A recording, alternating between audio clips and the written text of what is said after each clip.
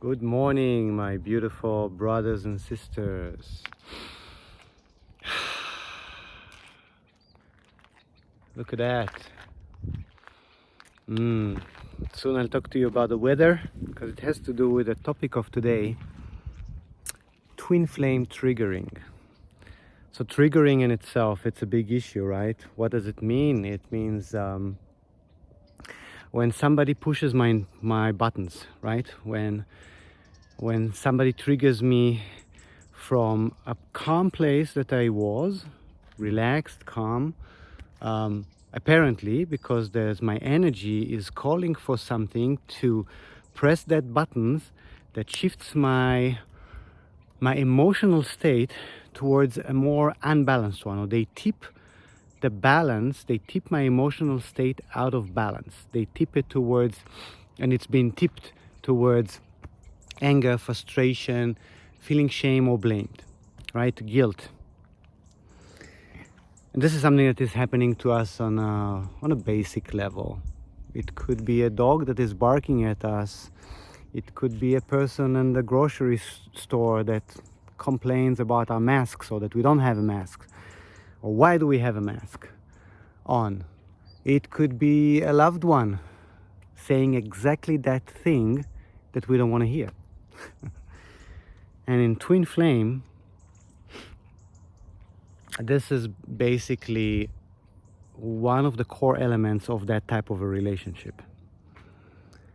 It is about the two people that have made a commitment and a contract between themselves to come in this lifetime into unity and to be standing behind each other and beside each other to that point of constantly trying to check if the balance can be tipped. For each time that we are tipped out of balance, we found a rebalance, and then we find ourselves, we bring ourselves back to a balanced state.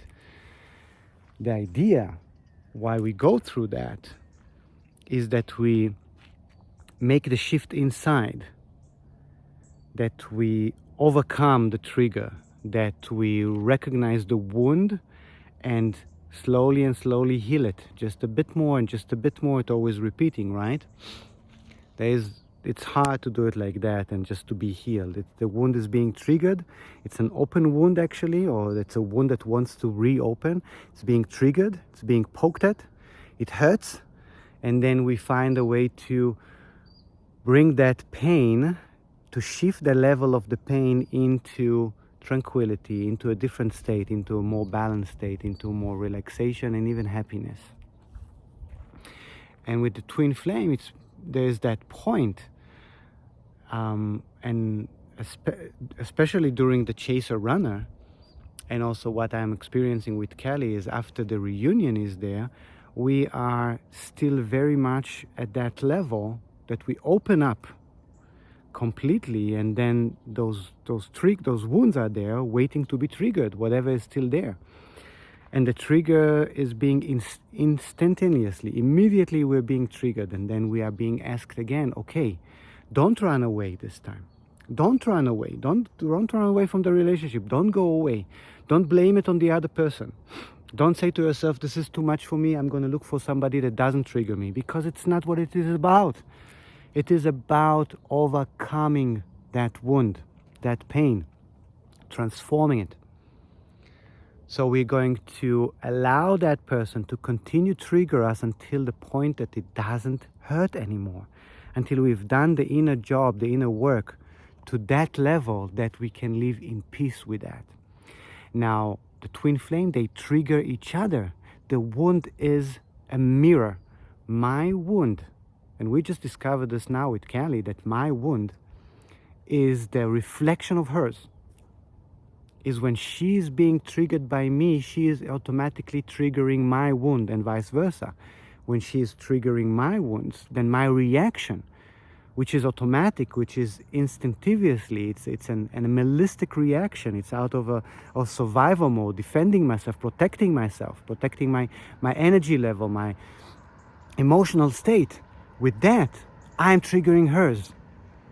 So that's that beautiful game that the twin flame has set in this lifetime, to be so strong, to be so imminent, and at the same time the attraction between the two twins is so strong that they find themselves again and again being drawn to each other, and again triggering each other, until they can finally come to a peaceful state, first within themselves and then in the reunion. Woo! And why is this weather? What does this weather have to do with it? You guys have been following me making videos exactly from that spot, and you know that from here we're supposed to see the entire lower Galilee and the Sea of Galilee, and it's not foggy. This is something that I spoke about, and I'm doing now Hebrew videos, or videos in Hebrew in my channel, Sagi Cohen channel. Not Conscious Creations, Kelly and Sigi, but under my own. I'm doing them in Hebrew, and I'll try to find a way to make subtitles as well there, in English and in Spanish and any other. If you wish for any other translation, then type in what language would you like, and I'll set it. And it's obvious that our air quality is deteriorating, that we are contaminating the air quality, and it ties directly to that thing that we call now epidemic and corona and masking ourselves. It ties to it directly. We are suffocating our own air. If it's by putting something on our mouth and on our nose, or if it's by polluting the air quality, it's the same thing. It ties. It's ties to each other in a rope, much like a person walking a dog.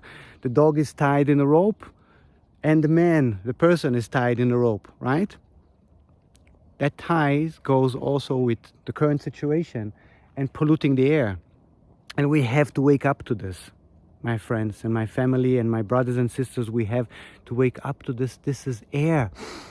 We are consuming it on a constant level, on a second to second level. Wow.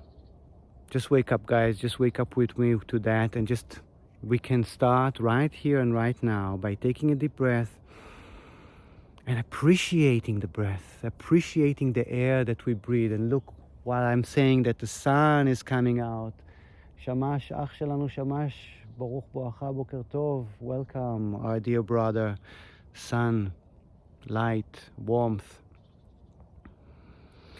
Let's take a deep breath together right here and right now and appreciate air. Be grateful for what it does to our body, for stimulating our cells. We cannot do without it. At least we don't remember how to do without it right now. So let's appreciate it. And with that, just with that appreciation, we are rising up our level of consciousness to that gratitude level that sends out a frequency throughout the world, and we will shift that. We will shift air pollution. And as I speak with you guys, look at that. There's a clearing. There's a clearing. The sun comes out and it clears. Look at that. It's beautiful. It's beautiful. And that ties up to today's topic that I started with, right? Twin flame triggering. When there's there's a pollution there, when there's a fog there, or when there's a cloud there, it's water, it's emotional, then we cannot see clearly. And when we are triggered, we cannot see clearly. And we need to find a place of gratitude, just as we did right now. And look what happens when we are in a place of gratitude. This is a miracle. A miracle is happening right when we do that. The sun comes out, and when the sun comes out, it clears. Everything is clear. We are clearing the space. Look at that right now. We can see. We can see to the horizon.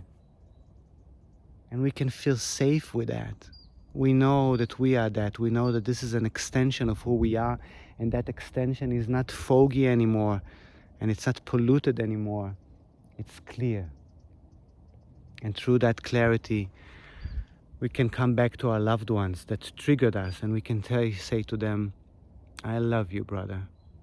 I love you, sister. I love you, my dear wife. I love you, my dear mother. I love you, my dear father.